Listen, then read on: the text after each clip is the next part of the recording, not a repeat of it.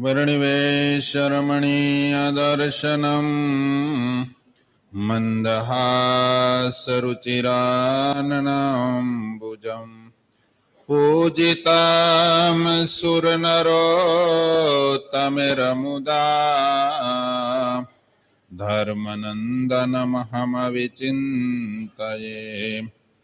ओम श्री पूर्ण पुरुषोत्तमाय नमो नमः। श्री हरिकृष्णाय घनश्यामाय नीलकंठाय श्री सहजानंद स्वामिने नमो नमः।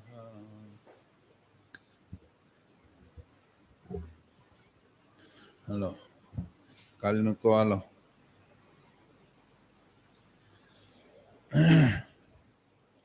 काले कया विषय ऊपर हालता था?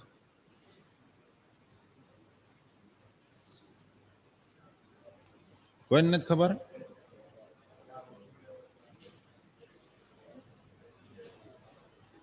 क्या बेसवू क्या न बेसवू ये छेल्लो पॉइंट हतो। थोड़ा सचेत थाओ।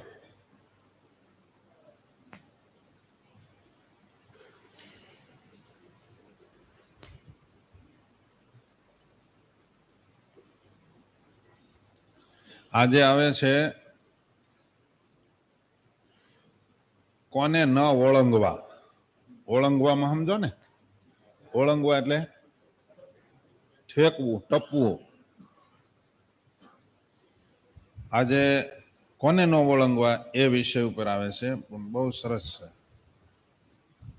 થોડા પોઈન્ટો જ છે પણ મસ્ત છે।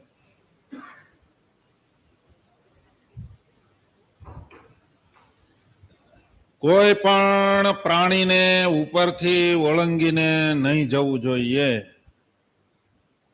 કોઈ પણ પ્રાણીને એનાથી ઉપર ટપીને ઓળંગીને કોઈ દિવસ ન જવાય। એનું કારણ છે, આગળ હું વાંચતો હતો તો એમાં આવ્યું હતું કે પરમાત્મા દરેકના હૃદયમાં રહેલા છે। જીવ પ્રાણી માત્રના હૃદયમાં પરમાત્મા છે। કોઈને ઓળંગીને જવું ન જોઈએ। વડીલોની વાત તો જુદી છે, એને તો ન જ ઓળંગાય।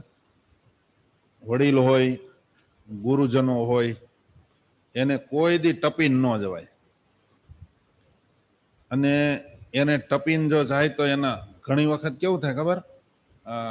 કોઈક દાદા કે કોઈક વડીલો પગ લાંબા કરીને બેઠા હોય ને, તો જો સંસ્કારી હોય ને તો એમ કે મારે આમ જાવું છે, અને તરત એ પગ લઈ લે, પગ વાળી દે। પણ અમુક ને ખબર જ નહીં પડતી હોય, ખબર નહીં, એ તરત જ ઠેકડો મારીને હાલીને વયા જ જાય। સમજ્યા? માનો કે ટપવા ગયો ને દાદાએ પગ ટૂંકા કર્યા તો પડે ને। આ એક તો સિમ્પલ આપણે એમ કહીએ, બાકી અપરાધ થાય તો જુદું। એટલે કોઈને ઓળંગવા નહીં જોઈએ। કોઈ પણ શુભ યા તો અશુભ વસ્તુને ન તો ઓળંગવી જોઈએ, ન તો એના ઉપર પગ રાખવો જોઈએ। એની ઉપર પગે ન રખાય અને એને ઓળંગાય પણ નહીં। પછી એક પોઈન્ટ એવો છે કે અગ્નિને ઓળંગવો નહીં જોઈએ। પહેલાના વખતમાં ખબર, હોળીને ઠેકવાનો રિવાજ ને એવું હતું, શરતું નાખતા। એમાં પડ્યો હોય તો શું થાય? હે, હોળિકાની હારો રીએ જાય। એટલે લખ્યું કે અગ્નિને કોઈ દિવસ ઓળંગવો નહીં। પછી વાળ હોય, ભસ્મ હોય, કુચકી હોય, કુચકી એટલે શું કહેવાય, ઢૂસા આદિ। પછી અપવિત્ર વસ્તુ, અપવિત્ર વસ્તુ હાડકા, મળ, મૂત્ર વગેરે વગેરે। પછી કપાસ, ચાર રસ્તા, પછી ખાડો, ઠીકરું, કોલસા, સાકર, પછી રેતી કે કાકરા એ પણ એમાં આવે. ઢેફા, ઢેફામાં સમજાય. પછી બલિ ભૂમિ અને સ્નાનની ભૂમિને કોઈ દિવસ ઓળંગવી નહીં જોઈએ. તમે સ્નાન કર્યું હોય, એનું પાણી આમ હાલ્યું હોય ને, એ ક્યાં સુધી અંદરની સાઈડમાં પલ્યું ખબર ન હોય. ઉપર તો કોકે માટી નાખીએ તો સેજ ઓલું દેખાતું હોય, અંદરની સાઈડમાં પલ્લી ગયું હોય તો ક્યારેક લપટીએ પડીએ, એટલે એને ઓળંગવું નહીં. સમજ્યા? પછી રક્ત, કફ, થૂક, મૂત્ર અને ઉપટણની સામગ્રીને કોઈ દિવસ ઓળંગવી નહીં. ઉપટણ એટલે પૂજાની સામગ્રી, પવિત્ર સામગ્રી, એને કોઈ દિવસ ઓળંગાય નહીં. પૂજા કરવા બેઠા હોય તો થાળીને ઘણા ઠેકીને વયા જાય. ઘણાને તો એ જ નથી ખબર કે આરતી થાય ને તો પૂજા કરતા હોય ને તો આરતીના દર્શન કરવા હાટોથી ભગવાનને પધરાવેલા હોય ને તો એને ઠેકીને વયો જાય ઓલી બાજુ, જલ્દી આરતીના દર્શન કરવા. સમજ્યા? એટલે ભગવાનને આસનને ઠેકે તો વાંધો નહીં, ભગવાનને ઠેકીને વયો જાય. હવે એની આજ્ઞા પાળે ભગવાનને ઠેકતો હોય. પછી દેવ પ્રતિમા એને કોઈ દી ઓળંગાય નહીં, એને ઠેકાય નહીં. ભલે નાની એવી પ્રતિમા હોય તો એને કોઈ દિવસ ટપાય નહીં. પછી બ્રાહ્મણ હોય, ગુરુ હોય, રાજા હોય, પછી આચાર્ય હોય. પછી આચાર્ય મહારાજની વાત નથી, કારણ કે એમાં ગુરુમાં આવી ગયું. આચાર્ય એટલે શું કહેવાય, યજ્ઞના આચાર્ય છે, વરણી કરી હોય ને, હે આ ભણાવતા એને આચાર્ય કહેવાય. બીજું ચૈત્ય વૃક્ષ છે, એને કોઈ દી નો ઠેકાય. ચૈત્ય વૃક્ષ એટલે શું, કોને ખબર છે? ચૈત્ય વૃક્ષ હે, ચૈત્ય વૃક્ષ એટલે આપણે હિન્દુ લોકો બધા આપણે એને પીપળાને કહીએ છીએ. પીપળાને કોઈ દી ઠેકાય નહીં. જૈન લોકો આસોપાલવને ચૈત્ય વૃક્ષ કહે છે. સમજ્યા? પછી ધજા, એને કોઈ દી ઓળંગાય નહીં. પછી યજ્ઞમાં દીક્ષિત મનુષ્ય હોય એને કોઈ દી ટપાય નહીં. પછી ગાય હોય એને કોઈ દી ઠેકાય નહીં. પછી તેજોમય પદાર્થ કોઈ પણ હોય, શીશુ છે કે કોઈ પણ એવા પદાર્થ હોય તેજોમય, એવી વસ્તુને રોગીને કોઈ દી ઠેકાય નહીં. પછી પતિતને નો ઠેકાય. પતિતને છાયામાં જ નથી આવવાનું. જોકે આટલી વસ્તુ જે બતાવી એને તો ન ઠેકાય, પણ છેલ્લે એમ કહે છે એમની છાયાને ઈચ્છાપૂર્વક પણ ઓળંગવી નહીં જોઈએ. સમજ્યા? પતિતની છાયામાં નહીં આવવાનું, એની છાયાને નહીં ઓળંગવાની, છાયા નહીં અડવા દેવાની એને, નહીતર તમે પાછા પતિત થાઓ. શાસ્ત્રકારોનું કહેવાનું એવું કે તમે પાછા પતિત થાઓ. એનો તો સ્પર્શ નથી કરવાનો, પણ પતિતનો છાયો પડતો હોય એ છાયાનો સ્પર્શ નહીં કરવાનો.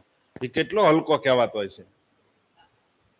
પતિત એની છાયાને પણ ન અડવું.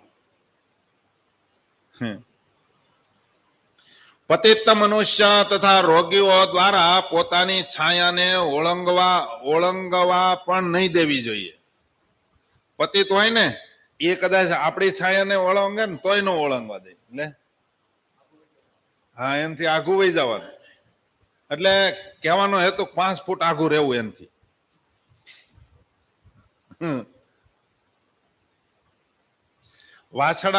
વાછડો બાંધવાની રસ્સીને કોઈ દિવસ નહીં ઓળંગવાની. રસ્સી હોય એને કોઈ દી ઓળંગાય નહીં. વાછડો બાંધવાનો છે ને પછી તમે એમાં એને ઓળંગવાનું બરોબર એ હાલ્યો તો પાડી દે. બીજું બહુ સરસ આ પોઈન્ટ પૂરો થાય. અને કોના અપમાન ન કરવા એ વિશે આવે છે. જે લોકો કોઈ અંગ વિનાના હોય, અમારા સાધુના નિયમમાં એવું લખ્યું છે કે કોઈ કાળો હોય, બાડો હોય, બોબડો હોય, કાન નો હોય, બૂચો, એને શું કહેવાય? બૂચો. અથવા તો કાળો હોય અથવા તો બહુ ધોળો હોય તો એને એવા નામથી ન બોલાવો. અમારા સાધુમાં એવું નિયમમાં લખ્યું છે. અમારા કોઈ અંગ વિનાનો હોય તો એને એવો લૂલો નો કહેવાય, લંગડો નો કહેવાય, બાડો નો કહેવાય, તો એને એમ ન કહેવું. એટલું નહીં, પણ કોઈને જેમને કોઈ અંગ એક વધારે હોય તો એને એનું અપમાન ન કરવું. એક અંગ વધારાનું હોય ને તો એનું અપમાન કરાય નહીં. જે વિદ્યાહીન હોય, આ બાજુ નહીં,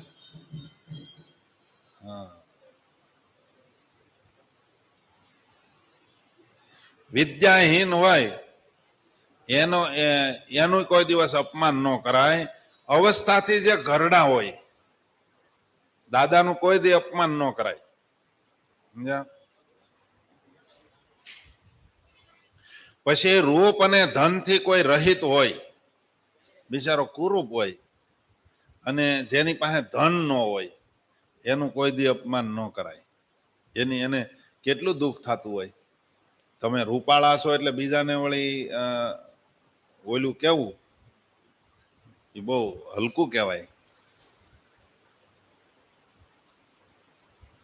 જોકે ભગવાનના ભગતને રૂપની હારે કોઈ લેવા દેવા હોવું જ ન જોઈએ. મહારાજે લોયાના વચનાવતમાં કીધું છે ને, 18માં લોયાના 18મા વચનાવતમાં મહારાજે કીધું છે કે અહીંયા કુરૂપ છે તો અક્ષરધામમાં શું કુરૂપ છે? કુરૂપ રહેવાનો છે. માટે ભગવાનના ભગત કોઈ અપંગ હોય, કોઈને આંખમાં તકલીફ પડી હોય તોય કોઈ દિવસ એને એવા વચને કોઈ દિવસ ન બોલાવાય. એની જગ્યાએ તમને એવું થયું હોય તમે શું કરો? હે, કોઈક આપણને કોઈક એક્સિડન્ટ થયું હોય અને પછી તમે લુલા હલતા હો ને તમને કોઈ લુંગડો એમ કે કેવું લાગે? આ તમે અંદરો અંદર મજાક મસ્તીમાં હરખે હરખા બે મિત્ર હોય ને કહો તો પણ એ સારું નહીં. એવા શબ્દથી બોલવું એ પણ એ સારું નહીં. એટલે ભગવાનના ભગતને એવું રૂપ કુરૂપનું હોવું જ ન જોઈએ. નહીં તો અમારા સાધુ છે ને રૂપ કુરૂપ હમ નજર રાખે. સાધુ હોય તે એ હારો હોય ને એને સેવામાં રાખે. ઓલો નહીં તો ગુણિયલ હોય.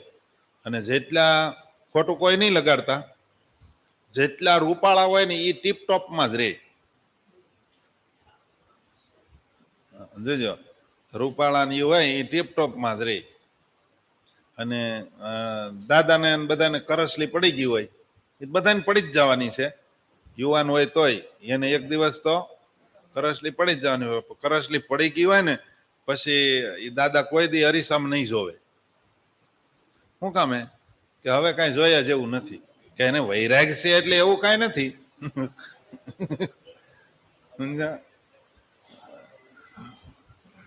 એમ ભગવાનના ભગતે કોઈ દિવસ રૂપ અને કુરૂપ સામું ન જોવું.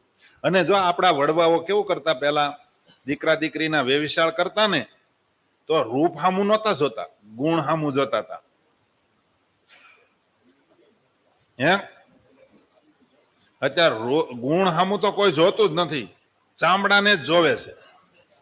હે, અને ચામડાને જોવે છે તો મહારાજે વચનામૃતમાં પણ લખ્યું છે, મહારાજ કે ચામડીનો ક્યારેક એવો ચામડીનો રોગ આવે તો પાછો કુરૂપ થઈ જાય, દીઠો ગમે નહીં. એના ગુણ કેવા છે, એના હૃદયનો અભિગમ કેવો છે એ કોઈ જોતું નથી.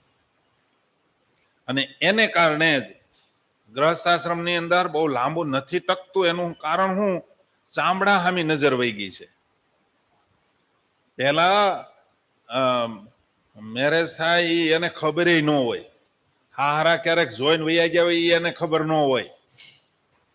એને જે ભવિષ્યમાં હારા બનવાના હોય ને એ એને જોઈને વૈયા ગયા હોય ને તોય ખબર ન હોય કે આ મને જોવા આવ્યા હતા. એમને હક પણ થઈ જતા, અથવા તો એની પરંપરા જોઈને હક પણ થતા. બાપા સાચું ને? હે એને જોવે, એના કાકા બાપાના સંબંધ જોવે, એના મામા જોવે, એને માસીનું ને એવું કાંક બધું જોતા ને પેલા. હા, મોહાળ ક્યાં છે? હા, મોહાળ નું આવ્યું હોય પાછું થોડું ઘણું.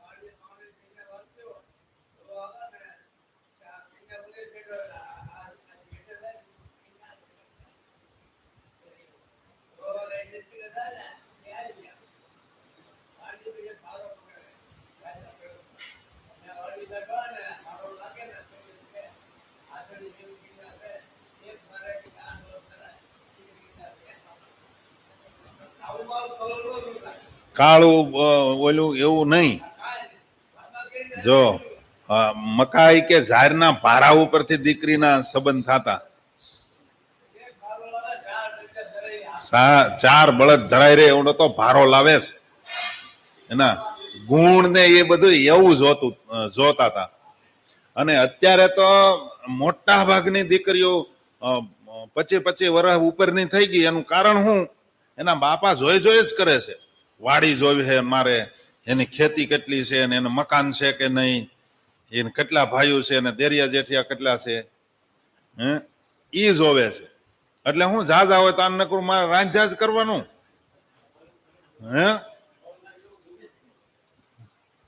મારી દીકરી કે રાંધશે નહીં તો તમારી દીકરી અમારી દીકરી, અને હું ક્યાં અહીંયા કરવી? બરાબર ને? એવું અત્યારે નથી. આમાં બેઠેલા હશે ને, બેઠેલા અથવા તો આ બધા કથા સાંભળતા હશે ને, એની દીકરી મોટી ઉંમરની થઈ હશે ને, તો એ હજી આ કથામાં આવું તો લેતા જ નથી પાછા. હે હા, પેલાના વખતમાં ગુણ જોતા. ગુણ જોઈને જો સંબંધ થતા ને એ ટકતા. મારો કહેવાનો હેતુ એવો કે પેલાના વખતમાં ખબર ન હોય ને વેવિશાળ થઈ જાય તો આખી જિંદગી કાઢી નાખતા. એમ કેતા મારા બાપુની આબરૂ ન જવી જોઈએ. હવે હું એમ કહું કે મારે આ નથી જોતી, મારા બાપની આબરૂ હું અત્યારે બાપાની હું પોતાની આબરૂની નથી જોતા. બધી મારી ફરે આજુબાજુમાં. આબરૂની હમ સવાલ હતો પેલા. અત્યારે તો આબરૂ જેવું કોઈ નામ જ નથી રહ્યું. ગામની અંદર ફલાણા ભાઈ એટલે ભાઈ ભાઈ એમ કહેવાતું. એમાં ફેર નહીં. એને કારણે સમાજમાં બહુ વિવાદે નહોતા થતા, ડખાઈ નહોતા થતા. અત્યારે વકીલાતમાં ઝાઝા વકીલની ભરતી થવા માંડી. એનું કારણ શું? કારણ કે ઘરે ઘરે ડખાશે. એકનો એક વકીલ કેટલાક પોગે. એવું વાત આમ છે. એટલે કોઈ દિવસ ભગવાનના ભગતે રૂપ હામું ન જોવું અને કોઈ દી ધન હામું ન જોવું. વૈષ્ણવના આચાર્યની આચાર્યનું પ્રવચન હું સાંભળતો હતો કાલે.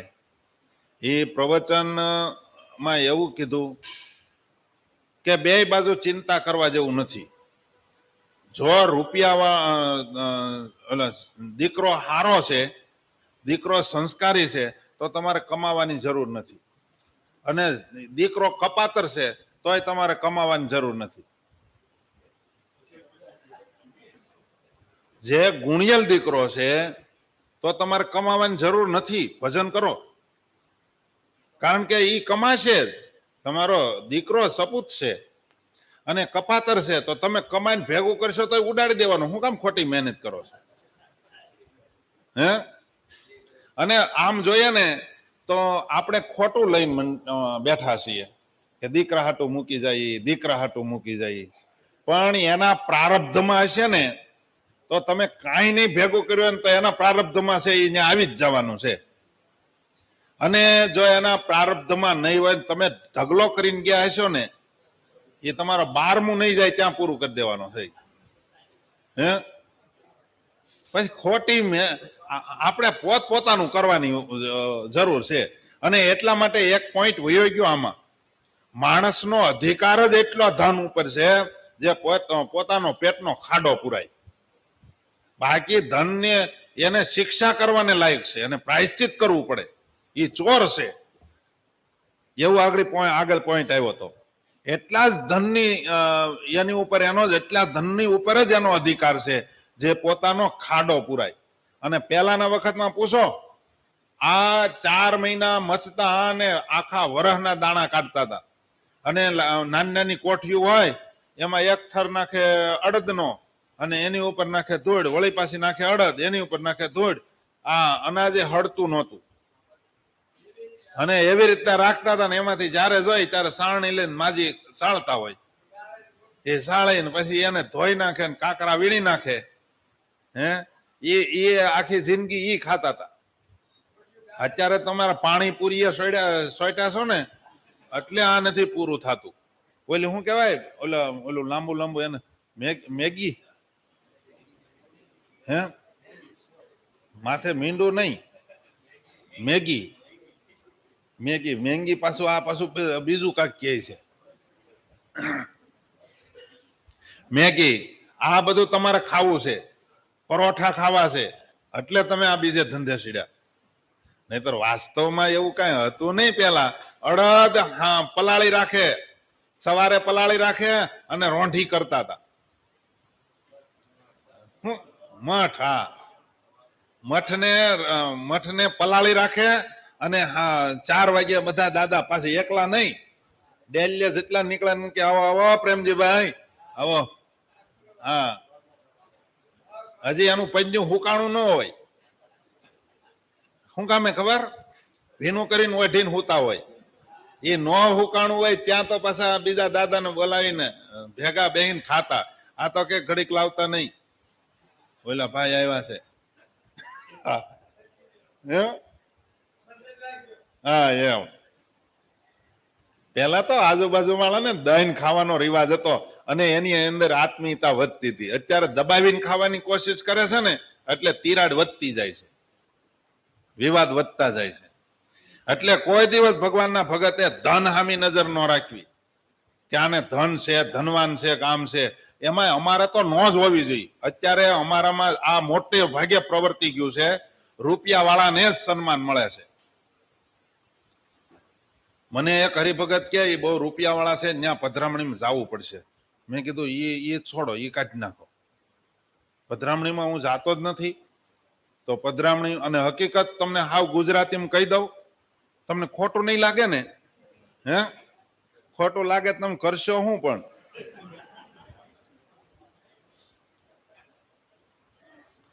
પધરામણીમાં કઈ જગ્યાએ વિધાન છે સાધુની પધરામણી કરવી?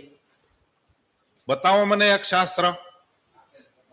સાધુની ત્યાગીએ ગ્રહસ્થને ઘેરે જવું હોય તો કાં તો સભા પ્રસંગ હોય અને કાં તો ભિક્ષાવૃત્તિ હોય. આ 2 કારણ સિવાય ત્યાગીએ ગ્રહસ્થની ઘેરે ન જવું. આવું ચોખ્ખું સ્વામિનારાયણ ભગવાન લખીને ગયા છે. હે અને બદલાના એમાં મારે તમારે ઘેરે પધરામણી કરવી હોય ને એટલે હું શું કહું ખબર? આ ઠાકોરજી છે ને ગોપાળાનંદ સ્વામીએ પૂજેલા છે એટલે તમને એમ થઈ જાય સ્વામી તો મારી ઘેરે પધરામણી કરો. આ બહુ સમજવી અઘરી વાત છે. પધરામણી કરાવવી હોય એટલે અમારે અમારો મહિમા નહીં કહેવાનો, ઠાકોરજીનો કહેવાનો. અને કોઈ પોઈન્ટ કાઢી ન શકે. અને કેટલી જગ્યાએ બ્રહ્માનંદ સ્વામીના પૂજેલા ઠાકોરજી છે. તો બ્રહ્માનંદ સ્વામી હું 25 ની લાઈન કરીને પૂજન કરતા હતા. હે બ્રહ્માનંદ સ્વામી કેટલા ઠાકોરજી પૂજતા હતા? ઘણા મંડળોમાં છે આ બ્રહ્માનંદ સ્વામી પૂજેલા. એટલે હું અઠવાડિયા પછી બ્રહ્માનંદ સ્વામી ફેરવી નાખતા હતા ઠાકોરજી. શાસ્ત્રમાં તો એવું લખ્યું છે મંત્ર મૂર્તિ માળા કોઈ બદલ ન કરવા. એમાં જ્યાં શક્તિ સામર્થ્ય આવે ત્યાં તમે બદલી નાખો. પણ બ્રહ્માનંદ સ્વામી એવું ન કરે. હા એના બાને હાકે છે. સમજ્યા તમે? તમને છેતરે છે, હરિભક્તોને સમાજને છેતરે છે, અવળા કાન પકડાવે છે. માટે સાવધાન. ધનની હામી નજર જેને પડી ગઈ એ સમજી લેવાનું એ કલ્યાણના માર્ગમાં એ ફેલ થઈ ગયો. ધન હામી નજર, રૂપિયા વાળા હરિભગત હોય તો એનું સન્માન કરવાનું, એને આગળ બેહારવાનું. ઓલો બિચારો અખંડ વૃત્તિ ધારીને પાછળ બેઠો છે એને કોક દીક કોને આગળ આવે એમ. પણ જો કદાચ એને આગળ કર્યો તો પાછળ રૂપિયા વાળાની ઈર્ષ્યા થાય. અમે ઈ કે બેઠા છે અને 5,000 મેં દીધા, તે તમે 5,000 દીધા પણ 10 લાખ તમારા ઘરમાં પડ્યા છે, એમાંથી 5,000 જ દીધા તમે. એ હું કામે દીધા? એટલે આ વ્યાજમાંથી આવ્યા હતા વધારાના, નહોતું ધાર્યું અને વધારે આવ્યા. ઈ તમે પાછા જેના વધારે આવી ગયા ને પાછા દેવા નહોતા ગયા, એના તમે અહીંયા અભિષેકના પૈસા દીધા છે. સમજ્યા તમે? આ જેવું કરતા હશે ને સીધું ઇન્જેક્શન લાગતું હશે, હલી જતો હોય છે અને આ રાજક્યામાં જતું હશે આ ઇન્જેક્શન. અમુક ડોક્ટરનો હાથ બહુ હળવો હોય, મારો હાથ ખબર નહીં ભારે જ છે, મારી હાથરોટી જ છે પભાભાઈ દરબાર જેવી.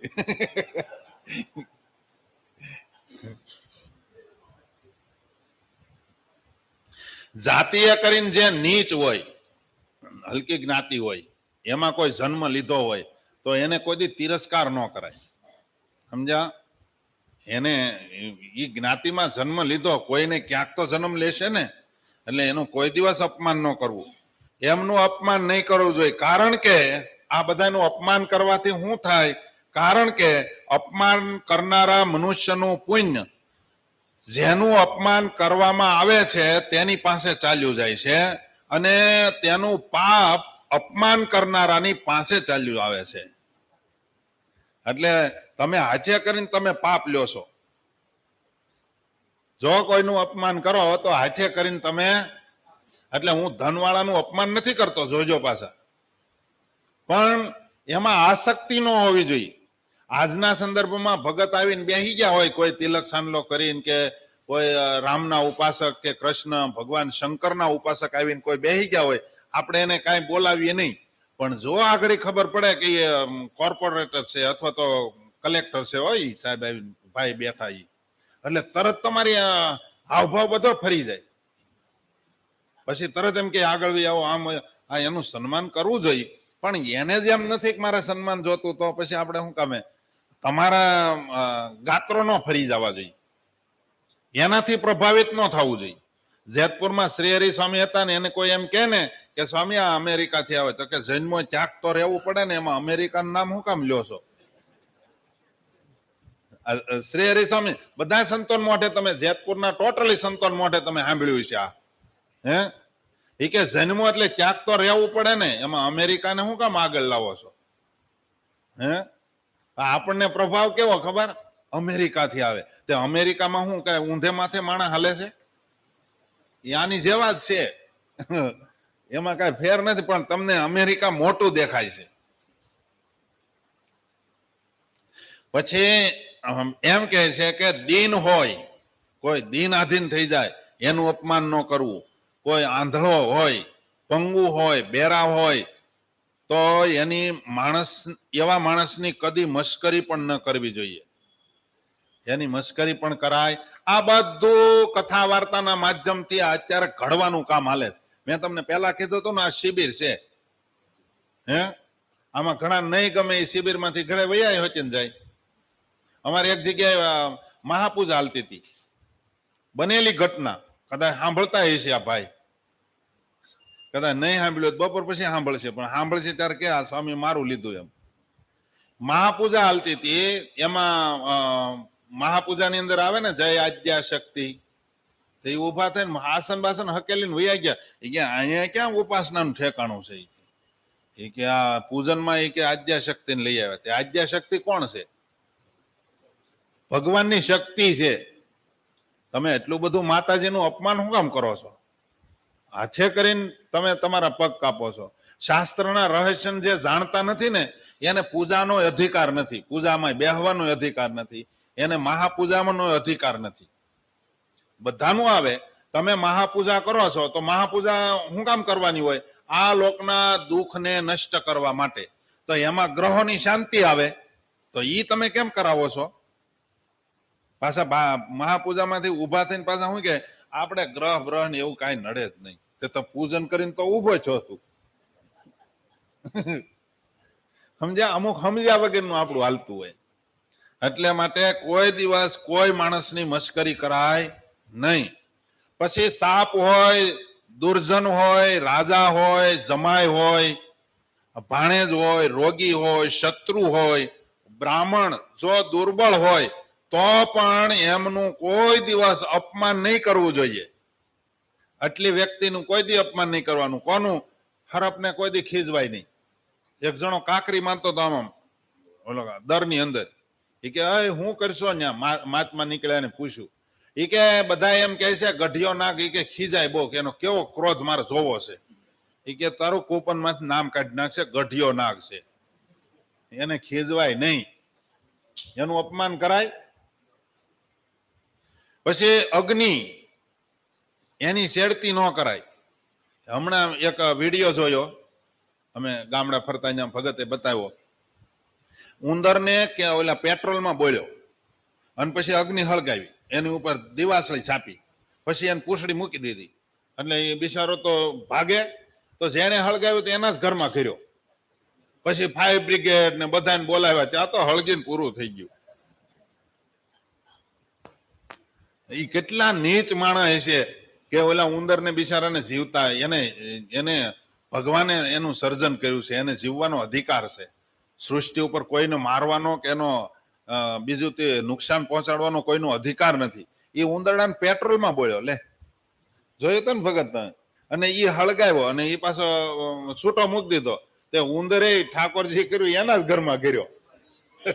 બજારે ઊભી બજારે જઈને ત્રીજું ચોથું મકાન એનું હતું, ન્યા ગયો ઊભી બજારે જઈને. સમજ્યા? એટલે એવું છે અગ્નિ નો કોઈ દી. પછી દુર્જન માણસને કોઈ દિવસ એનું અપમાન ન કરવું, નહીતર એ દુર્જન તો દુર્જન જ દુર્જનતા જ બતાવે. અને દુર્જન માણસ કેટલો હેઠો ઉતરે નક્કી નહીં, એવું પેલા મેં કથામાં ઘણી જગ્યાએ સાંભળેલું. સમજ્યા? દુર્જન માણસ કેટલી હલકાઈથી નીચે ઉતરે એ નક્કી નહીં. ઉપરથી તમે નાની કાંકરી મારો ને, બહુ ઊંચાઈથી નાની કાંકરી મારો ને જો માથામાં વાગે ને, બેભાન થઈને પડી જાય. સમજ્યા? એમ દુર્જન માણસ કેટલો નીચો ઉતરે કાંઈ નક્કી નહીં. અને સજ્જન માણસ કેટલો સારું કામ કરે એનું નક્કી નહીં. એટલે કોઈ દિવસ રાજાનું અપમાન ન કરવું, કોઈ દિવસ જમાઈનું અપમાન ન કરવું, નહીતર ઘરે આવશે પાછું માંડ કાઢ્યું. ઈ સમજ્યા? આ એક વોટ્સઅપમાં એક સૂત્ર આવ્યું છે કે રાવણને બધા ગલીએ ગલીએ હળગાવે. રાવણે બધાને કીધું સમાજને કે તમે એલા હું તમારી પત્ની ક્યાં લઈ ગયો, તમે મને કે હું કામ જયારે હોય ત્યારે દર દશેરાએ મને હળગાવો છો. તો ઓલા બધાએ કીધું એટલે જ તને હળગાવીએ છીએ. જેને લઈ જવા જેવી હતી એને તું ન લઈ ગયો. સમજાણું? એવું સૂત્ર આ લોકો બેઠા બેઠા આવું કર્યા કરે, કંટાળેલા હોય ને ઈ. પછી ભાણેજ નું કોઈ દિવસ અપમાન કરાય નહીં. પછી રોગ નું કોઈ દિવસ એવું ન કહે રોગ બોગ તોય થાય કે આમ ન થાય, એનું અપમાન નહીં. એ રોગીને કોઈ દી નાનો ન કહેવાય, રોગને નાનો ન સમજાય. પછી શત્રુને કોઈ દી વતાવાય નહીં. શત્રુને કદાચ એવો હોય ડાયો વિચક્ષણ બુદ્ધિશાળી હોય તો અત્યારે ન બોલે, પણ એ શત્રુ છે એ વાહેથી ગળી કાપે. પછી બ્રાહ્મણ ગરીબ હોય ને તોય કોઈ દિવસ એનું અપમાન ન કરવું. આ એટલી વસ્તી કદાચ ગરીબ દેખાતા હોય ને તો એને વતાવાય નહીં, એનું અપમાન ન કરાય. કારણ કે આ જો હરપ છે, અગ્નિ છે, દુર્જન માણસ છે, આ બધા કૂપનમાંથી નામ કાઢી નાખે. અને જો બ્રાહ્મણને તમે વતાવો, જો એ નારાજ થઈ ગયા ને, ગરીબ છે એટલે બોલી નહીં શકે, એ જો નારાજ થઈ ગયા ને આતરડી કકળી ગઈ, તમારી હાથ પેઢીએ તમને ઊભા નહીં થવા દે. સમજ્યા? એટલે બહુ બીવું. પછી મનુષ્ય સાપ અગ્નિ સિંહ પોતાના કુળમાં પેદા થયેલ વ્યક્તિનો અનાદર કોઈ દિવસ નહીં કરવો જોઈએ. કારણ કે આ બધા બહુ જ તેજસ્વી હોય છે. સાપ બહુ તેજસ્વી હોય છે. એ કદાચ અહીંયા હું લાદીમાં જતો હોય, તમે એની શેરતી કરો ને તો એ અહીંયા ન કાંઈ કરી શકે, કારણ કે દોડી ન શકે ને. એ બહાર તમે જાઓ એટલે તમને પોગવા નહીં દે. અમારે ત્યાં બરડિયા કરીને ગામ છે વિસાવદર પાસે, ત્યાં એક બાપુએ આશીર્વાદ દીધો છે કે આ ધરતી, આ ગામની સીમની ફરતી બાજુ તમે સિંહને ગમે એમ કરશો ને તો સિંહ આદિ કોઈ તમને હિંસા નહીં કરે. એ કે હું દાઢ બાંધી દઉં છું. એવા કોઈ સમર્થ હશે મહાત્મા પહેલા, એને દાઢ બાંધી દીધી, સિંહ કોઈને ન મારે. તે સિંહ આ અડીન જ છે, ગીરની અડીન જ, જોકે આમ ગીરમાં જ કહેવાય. પણ એ ન્યા કોઈ સિંહ આવે એ જમીનમાં, બાપુએ આશીર્વાદ દીધો એ જગ્યામાં, એ સિંહને છોકરા પૂછડે ટીંગાય ને તોય સિંહ કાંઈ ન કરે. પડખેથી ગાય નીકળે તોય કાંઈ આજની તારીખમાં નથી કરતા, બરાબર. પણ એ સિંહને એક દિવસ ત્યાં ડાલામથો નીકળ્યો એટલે આમ કાંકરી મારતા મારતા મારતા મારતા લઈ ગયા ગામના સીમની ઓલી બાજુ. તે બાપુનો આશીર્વાદ તો સીમ સુધીનો હતો. પછી આગળ ગયા ને કાંકરી મારવા ગયા ને, એમાં જેને કાંકરી મારી હતી ને એ 50 જણા હતા, એમાંથી વચ્ચેથી એને ગોતીને ફાડી નાખ્યો. બોલો, એને એ 50 જણા હતા એમાંથી વચ્ચેથી એને પકડી લીધો. કાંકરી નહીતર કોણે મારી હતી આપણને કેમ ખબર? સિંહે ગોતી લીધો. બહુ તેજસ્વી હોય છે, માટે એને કોઈ દી વતાવાય નહીં, એનું અપમાન ન કરાય. પછી બ્રાહ્મણ એ બહુ તેજસ્વી હોય છે, એટલે એનું કોઈ દી અપમાન ન કરાય. પછી હવે બહુ સરસ કથા છે, એની ઉપર તો મારે અડધો કલાક હાલે એવું છે, પણ એ કથાને આપણે કાલે જોઈશું. કોનું અપમાન ન કરવું એની ઉપર બહુ સરસ છે, એ આપણે કાલે જોઈશું. સહજાનંદ સ્વામી મહારાજ. આજે એકાદશી છે, આપણે હવે 2 એકાદશી છે ને, આ એકાદશી પતે એટલે 2 એકાદશી.